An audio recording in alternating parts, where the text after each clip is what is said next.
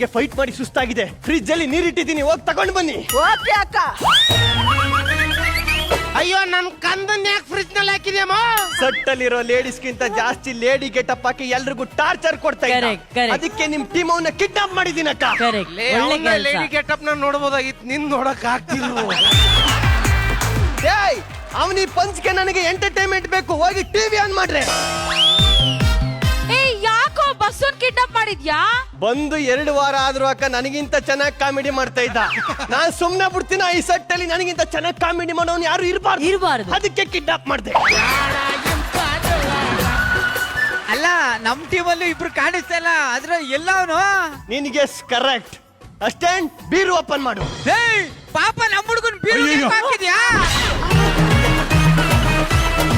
ಈ ಕಂಟೆಸ್ಟೆಂಟ್ ನ ಕಿಡ್ನಾಪ್ ಮಾಡಿ ವೇಸ್ಟ್. ಅನುಶ್ರೀ ಅಕ್ಕನ್ ಕಿಡ್ನಾಪ್ ಮಾಡೋಣವಾ?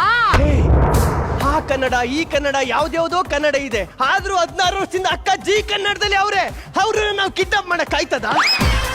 ಅವ್ರನ್ನ ಕಿಡ್ನಾಪ್ ಮಾಡಿದ್ರೆ ಇಡೀ ಶೋಗಳೆಲ್ಲ ವೈಂಡ್ ಅಪ್ ಆಗ್ಬಿಡ್ತವೆ ಅಲ್ವಕ್ಕ? ಕರೆಕ್ಟ್. ನಾನ್ ಬೇರೆ DKD ಬೇರೆ ಸ್ಕೆಚ್ ಹಾಕಿದ್ದೀನಿ.